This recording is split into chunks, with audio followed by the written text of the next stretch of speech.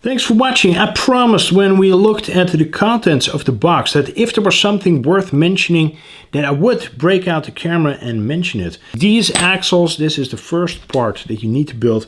This is also the first part that I have completed. They're absolutely phenomenal. So there's a high entrance pinion gear. That in itself is nothing special. Helically cut gears. So they're like at a bit of an angle if you're not familiar with what a helical cut gear looks like. All of that is really nice. This is basically an entire cradle that you need to assemble and that you then drop in from the back of the axle. So that as well makes sure that you don't have any hardware protruding from the outside of the axle where you would potentially bust it up and make it unusable in the long run. Also means that around this pinion gear over here there's like 8 screws adding a ton of weight already, and also that pinion gear on the inside it has an oversized bearing, which is some really clever thinking. On the inside furthermore there are brass tubes both in the front and in the back, so these really, despite them being plastic axles, these really have quite a bit of weight to them. The rear axle as well has then a carrier bearing on the outside of this axle housing, so right before the portal box. So it actually has a double bearing carrying that axle that sits inside of it. I hope that makes sense. On Axial's kits, for example, you find that you need to skip this bearing and then just use the outer one. And also what I found interesting is that these portal boxes, these are actually shaped different front and back. So the one in the back is a bit more narrow and a tiny bit more compact than the one that you would find in the front. So that as well is, I think, really impressive, because it means that there's no corners cut on engineering and on making tooling and molding and stuff like that for this kit. So they really went all out. This as well is a nice little detail, like an oil filler cap on your rear axle. It is just all super cool. This as well, these stub axles, these are M5 size, so that's all oversized, and it just really feels like some absolute quality engineering. Of course, on the front axle you will find some universals rather than a regular dog bone. So that as well, this all runs super smooth. It will run even smoother once these drive shafts are coupled up and then go to the transfer case. So far this is going together without any problems.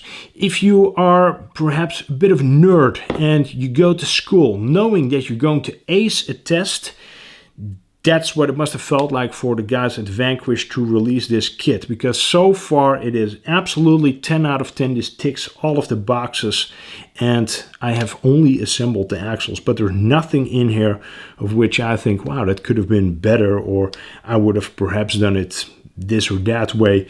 This is 100% top quality engineering, and I am stoked to continue building this kit. This is the frame section, so you can see some really nice shaped frame rails, pretty sharp actually in the way that they are designed. So not in the way that they're made, but the way that they are designed. Really cool. I put, let's see, this is a Spectrum 6290 steering servo. Put that one in front. You see that there's an extra position over here for a servo if you want to run a servo winch. This entire assembly over here is extremely sturdy, and especially if you look at these floorboards and the amount of webbing that they have, I've never seen floorboards that are this strong. So it is really insane. There is an aluminum machined panhard mount. That as well is some amazing thinking, I feel, and all of these shock hoops as well are very nicely executed. These are directional, so keep an eye that you install them the right way around, or the correct way. This back plate as well, they didn't sort of like lighten this up by cutting out the plastics from in between of the webbing, which I think is good because it just adds a ton of rigidity. You see in the back over here a fuel cell. I'm thinking that I'm going to install a receiver in here, so there's a little gasket as well that you can peel out. And then of course there is this pretty long skid plate on top of which that VFD twin transmission will sit. If at some point you go like, hey, these are fun videos, then hit the subscribe button, it's free. Also make sure that you hit that bell, that way you get an email notification the minute I upload a new video. For example, of me painting this truck afterwards, because that's also something that will happen. I think one of the more complicated parts was this VFD twin transmission. Really nice to assemble, very much straightforward. If you just keep a close eye on the instructions that are very clear, you can't really get it wrong unless you have misinterpreted something. So very easy. Spur gear, you don't have like a spring or anything to adjust that slipper clutch. Instead, you get like a polyurethane ring that you need to clamp down. Really easy, and I'm curious to see how this will hold up and how it actually feels out in the field. Then this is like an optional part, so you can choose either this or like some sort of blind panel. I believe it's this one that you can put on top of this gear assembly over here. And then this is where all of the action happens. So over here you have on one side the selectable overdrive, which you can lock out if you don't want to use it and if you don't want to spend another servo and making it work. I will be making it work. And then on the other side you have the 3-position switch for your dig. So you can either run dig, you can either freewheel it, or you can run the transmission as it is intended with like either 6.5 or 33% overdrive by engaging that rear drive shaft as well. So seeing that all of that stuff happens in this transfer case and how compact it is absolutely mind-blowing. There's a silicone gasket on both sides to avoid any crap coming in and collecting inside of that transmission case. However, I do feel that this is not something that you want to completely submerge or anything, because that of course will ensure that your bearings have a way shorter life than they would if you keep this thing dry. Over here you see that I have installed a Castle Slate motor. This is a 2850. I'm thinking that it will give me a tiny bit more wheel speed. This is after all a portal truck, so I do want to have a tiny bit more speed than I would get with a 2280. So 2850 kV in this case I think is the ticket. If you just look at this thing and the way that it is all executed with all the branding and the finishing, it's absolutely fantastic. I'm going to drop this thing on that skid plate right now and continue the build. I can tell you this much. With this Vanquish Phoenix, if something does not go together, chances are that you have done something wrong, because I haven't found a single mistake in the manual. It all really makes sense. The couple of times where I have run into a little snag, it was my own fault. Do make sure to have a really close look at the manual. Make sure that you understand what you are doing.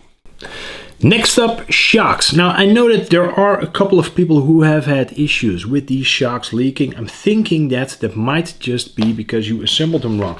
But what did I do? If you look at the instructions over here, you see that everything in that bottom section of the shock body, you still need to assemble it yourself. I was looking for the parts because I had all the parts spread out over here in the chaos that is currently in my studio, and I found that I could not find those parts because they are already installed. So you see that aluminum shock body, and then in the very bottom of that, all those O-rings and clamping rings and whatever, all of that stuff is already installed in the correct order. So that takes out a lot of guesswork, also avoids you potentially perhaps messing that up. So I'm thinking that perhaps they took those steps just to avoid people having problems with these 80mm shocks.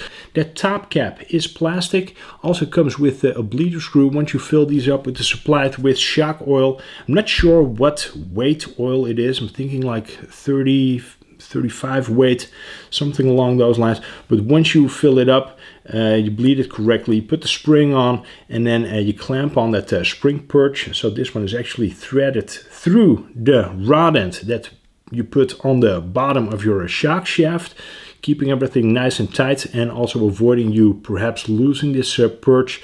And once you have done all that and tuned it, it functions as it should. And I'm actually really happy with the way that these feel. So 4 shocks also complete. Next up, I think, are the links. Perhaps you're like me and building links is not your favorite thing in life. This is a pretty easy trick. I got a crack over here on my table, but you can also of course use a vise or like some other tool to clamp this down. But I stick this rod end over here, I stick this in the crack. This only works if you have non-directional links, such as supplied with the Phoenix. Then I got like a regular hook that I put in my drill, and then if I thread that through on one rod end, push the other rod end into the table. It's real easy to just thread these on.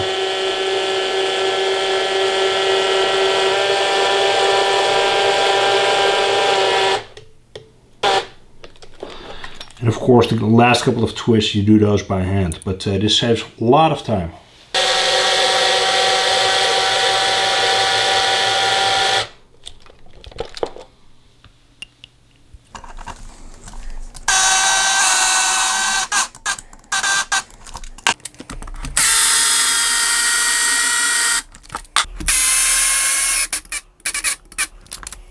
Chris, it can't possibly be this good now, can it? No, it can't. It's probably a lot better than what I give it credit for, just because I have a really hard time conveying my enthusiasm on camera. But it is really one of my top 3 favorite kits, I think, that I've built in all of my years of building RC cars. Well, so far the chassis is complete. So I have pre-assembled the axles, the transmission case, all of that stuff, the shocks, the links. Right now I assembled all of it, so all of that stuff comes together then on those frame rails that we have also previously assembled. And from there you do need to open a couple more bags and complete a couple more steps in order to call this thing done. So there's some inner front fenders with some openings for some rock lights. These are not included, but there is already some sort of provision made. So you can just take these caps off, insert your rock lights, and you are good to go. Also some rock sliders. These are a 2-piece item. So there's a bottom piece and then there's like a top piece that I think will sort of get encompassed by the body. So that's also a nice detail. Also cool, this battery tray, plenty big if you want to run a larger battery pack. If you want to run a shorty, of course, it's also possible. But seeing that there is enough room to run whatever battery you want, I think is nice. This also doubles as a servo cradle. So this servo is for the dig system, and then the other servo that you see over here, this one is for the selectable overdrive. My servos still need to come out because I have some servo horns on order, but that's really not a big deal at all. I chose to go with some 6260 Spectrum servos for both the dig and the overdrive, and then I got the 6290 for the steering. The 6290 of course has a ton more torque, but you don't need all of that torque in these 2 servos. So I did want to keep everything Spectrum in this case, just to stick with one brand, and also because I do think that these Spectrums with their separable servo leads, that they'll look really nice and clean. I will install my receiver over here right next to that selectable overdrive servo, just because it's way shorter to route everything to that spot rather than to the fuel cell in the back. And I will be installing a Mamba X speed controller over here by Castle Creations, just so I can benefit from all of the tricks that this Slate motor has to offer, which is of course also by Castle Creations. So if you really want to run a Slate motor to its full potential, brushless, censored, make sure that you run it with a Castle Creations ESC. Those are the things I think that I have left to do. I have already installed the bumpers too. So over here on the front bumper as well, you can see that there's an opening for a fairlead in case you want to run a winch servo next to that steering servo. All of that stuff is really well thought out. Then onto the wheels. These are optional. $3.99 is what you pay for the kit. And then if you throw another 100 at it, you can get some really cool Vanquish rims. If you throw a tiny bit more money at it, you can also get some additional beadlock rings, like some tricked out beadlock rings. So I went with some Dredger beadlock rings. These are the Gold KMC wheels, and these are then the stock tires, which I think look great actually. These are non-directional. I also use the stock foams because I don't think that those are bad at all either. These tires, I like the way they look. Usually I hate tires that are not licensed and that do not have any branding on them that you can find in the real world. But in this case, these Vanquish VXT tires, I'm really liking the way that they look, and they feel okay too. So I just stuck with it. Last couple of steps: rear cage, the body, some interior accessories, the interior panel, and the grill, I think. And then throw everything on here and we can call this thing done. Let's move ahead and do that.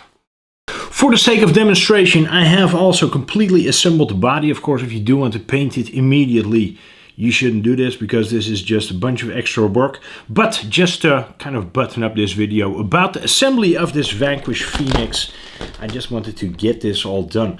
Well, with the body as well, it's like the rest of the truck. You want to fly it somewhere. You want to go like, it can't be completely perfect. Now, can it? Well, in my book, it actually is, because I could not find a single mistake. Sometimes you think like, oh, they messed it up over here. I got something that I can like nag about, that I can nitpick about. Like, for example, over here in the back, these side panels, so these bed sides. You go like, it can't possibly be that they have forgotten something over here in the bottom to kind of button this up. And then you rush 2 steps ahead and you look at the manual again, and indeed they have not forgotten anything, because there's like a little extra clamp that you can then thread a screw into. It's almost annoyingly perfect. Also, that interior panel, there's like a steering wheel, and just like a tiny detail just to give you an idea of what is all considered with the engineering of this truck. You can put that steering wheel on the other side as well. So if you want to make like an Australian type of a truck, or like an English type of truck, then you can just put the steering wheel on the other side, because the dashboard panel for this truck is completely symmetrical. Just those type of things make it, I think, sit in a league of its own. I haven't had this much fun building a truck in a very long time. I also am really looking forward to painting this thing up. So if you have any color suggestions, let me know in the comment section. I hope that this was kind of a good video to give you an idea on what to expect if you purchase a Vanquish VS4-10 Phoenix kit. It is definitely one of my all-time favorite kits to build, and I cannot wait to see what else is coming from Vanquish in the future, because this is one heck of a promising company. Going from making just wheels and accessories to making full trucks, I think is a mind-blowing step, especially to do it in this fashion. Hope you enjoyed this video. If you did, don't forget to hit the like button. Any questions, comments, hit me up in the box below. I already said it, but don't forget to subscribe if you have not already, and hit the notifications bell. I hope I will see you in the next video. Take care. Bye-bye. Back on.